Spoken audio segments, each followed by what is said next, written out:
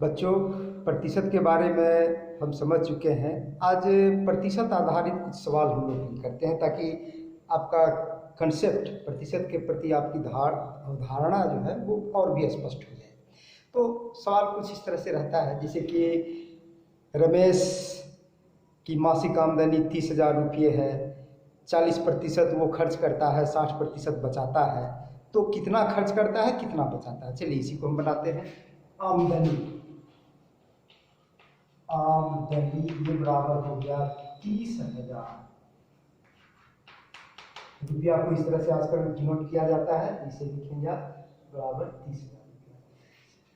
40% खर्च होता है, खर्च बराबर 40%, इसलिए 30,000 का 40%। आप हम लोग इस चीज़ को समझ चुके हैं। 40% जब रहता है तो एक में हम लोग 40/100 निकाले हुए हैं, तो 30,000 में 30,000 गुने 40/100, ये बराबर हो गया 1 2 3 4 में 40/100।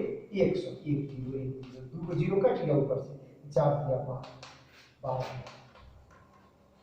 12,000 रुपया। इसको रुपया को इस तरह से लिखिए, आजकल यही तरीका हो गया है, ये आंसर हो गया। 12,000 रुपया वो खर्च कर देता है। बचाता कितना है? 30,000 में 12,000 घटा दिए तो 18,000 बच जाता है। बचत बराबर हो गया 30,000 घटाओ 12,000 बराबर 18,000। ये दोनों आंसर हो गया हमारा, खर्च और बचत। तो इस तरह से हम लोग प्रतिशत का सवाल आता है, बहुत सारा सवाल रहेगा। जैसे कि ये रांची से पटना की दूरी 400 किलोमीटर है, एक आदमी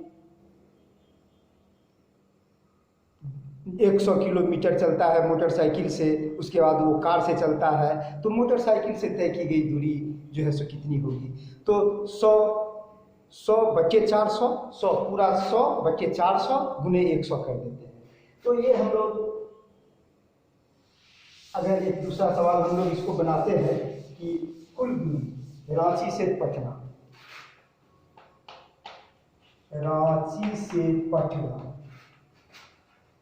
दूरी है 400 किलोमीटर, और मोटरसाइकिल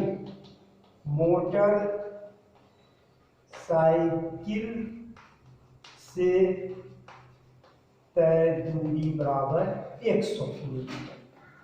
तो प्रतिशत मोटरसाइकिल से जो दूरी तय की गई उसका प्रतिशत, इसलिए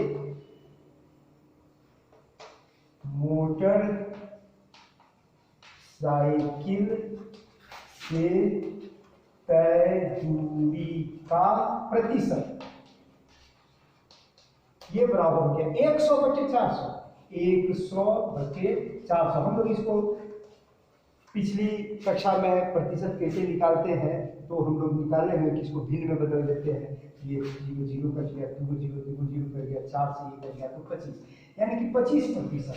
ये हो गया हमारा 25%। तो इसी तरह से छोटा छोटा सवाल रहेगा और कोई बड़ा नहीं रहेगा। एक थोड़ा सा लीक से हट करके सवाल रह सकता है जिसको कि आजकल अनुपात में दे देता है। तो चलिए अनुपात को भी हम लोग बनाते हैं और हम देखेंगे कि कठिन नहीं है। इस तरह के सवाल आपके किताब में है जिसको कि आप प्रैक्टिस के लिए ये उपयोग कर सकते हैं। ये तो हम अपने से कुछ प्रैक्टिस करवा दे रहे हैं आपको। आगे देखते हैं, जैसे कि एक बाड़े 25 मुर्गी है, 25 मुर्गी है, 50 बत्तख है और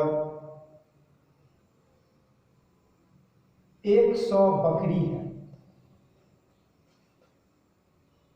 और फिर 25 हम लोग ले लेते हैं और कुछ मान लीजिए मुर्गी बत्तख हो ही गया, और कोई गाय ले लेते हैं, गाय है। अब इस सबका अलग अलग प्रतिशत हमको निकालना है। तो ये पूरा बाड़ा जो है ये बटा हुआ है कितना? 25 75 25 50 75 175 200 में 200 भाग में ये बटा हुआ है। तो मुर्गी का जब प्रतिशत निकालेंगे तो मुर्गी बचे 200 करेंगे, बत्तख का करेंगे तो बत्तख बचे 200 करेंगे, बकरी का करेंगे तो बकरी बटे 200, मैंने बकरी मैंने 100 बटे 200। गाय का करेंगे तो 25 बटे 200 करेंगे, और इस तरह से सबका प्रतिशत हम लोग निकालेंगे। जैसे कि बत्तख का प्रतिशत ये बराबर हो जाएगा 50 बटे 200। टोटल 200 है, ये 200 संख्या है, गुने 100। ये कट गया, ये कट गया, और ये दूसरे ये 25 से कट गया, ये हो गया 25%। ये हो गया बत्तख का प्रतिशत। इसी तरह से आप मुर्गी और गाय का भी निकाल सकते हैं, बकरी का निकाल सकते हैं। तो हम अब इसी सवाल को थोड़ा सा बदल देता है, तो हम लोग इसको अनुपात में लिख देते हैं। कैसे लिख सकते हैं? इसको लिखते हैं मुर्गी बत्तख अनुपात बत्तख, बकरी अनुपात गाय। और ये दिया हुआ है 25 50 100 25 25 50 100 25।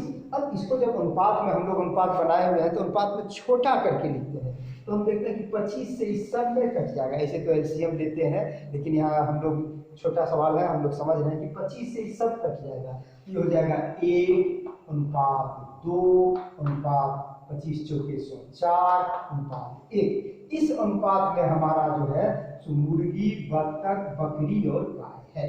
तो अब इसको हम लोग चलिए इसको मिटा देते हैं, और इसका हम लोग बत्तख का फिर अनुपात निकालते हैं।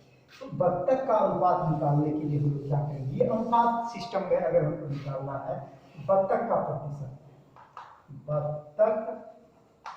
प्रतिशत, देखिए 1 2 3 3 4 7 और 1 8, टोटल हमारा 8 हो गया। ये टोटल हमारा 8 है।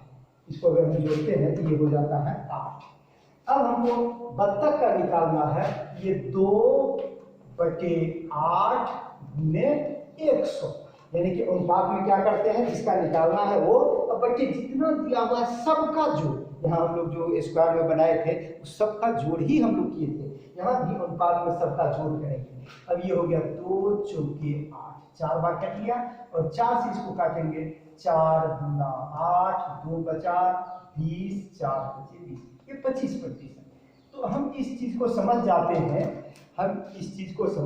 हैं कि बत्तख का अगर इस रूप में दिया हुआ है तो इस रूप में अनुपात प्रतिशत निकाल लेंगे, और अनुपात में दिया हुआ रहेगा तो बत्तख का ऊपर में, और टोटल अनुपात को जोड़ देंगे तो 8 हो गया, वो जिसको कि नीचे में रखते हैं और उसके 800 से गुणा कर देते हैं।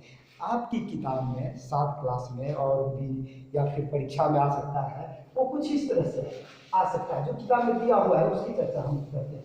आप इसको नोट कर लेंगे, ब्लैक बोर्ड पर हम लिख रहे हैं तो आप भी इसको नोट करते चले जाएंगे, अच्छा रहेगा। जैसे कि 3:7 को प्रतिशत में व्यक्त, तो 3:7, तो 3 बराबर हो जाएगा 3/3 जोड़ 7 गुने 100, तो ये बराबर होगा, ये हो गया हमारा 3/10 गुने 100, 1 0 कट गया, ये हो गया 3 हो गया 30%। और सिमिलरली 7 बराबर हो जाएगा 7/3 जोड़ 7 गुने 100, और ये हो गया 7/10 गुने 100, 1 0 कट गया, 7 बने 70, ये 70%। गौर करेंगे कि जब हम सबका प्रतिशत निकालते हैं तो ऑलवेज 100 होगा। इससे पहले जो एक एग्जाम्पल हम लोग दिए मुर्गी बत्तख गाय और बकरी का, तो उसमें अगर सबका प्रतिशत निकाल करके अगर आप जोड़ेंगे तो ऑलवेज 100 होगा, हमेशा 100 होगा। प्रतिशत का यही तरीका है कि इस पूरे बारे जो पिछला एग्जाम्पल था उसमें पूरे बारे को हम 1 माने, और 1 बराबर 100 होता है, 2 बराबर 200 होता है। 2 को प्रतिशत में बदलते हैं, तो पिछली कक्षा में हम चर्चा किए थे कि 2 को प्रतिशत में बदलेंगे तो वो हो जाएगा 2 गुने 100 200। 1 बाड़ा है तो 1 बाड़ा हो गया 1 गुने 100 100। अब 100 में कितना मुर्गी बकरी गाय बत्तख है ये हम निकाल सकते हैं। तो ये छोटा सा सवाल था जो कि प्रतिशत का हम लोग को बचा हुआ था, ये चर्चा कर लिए।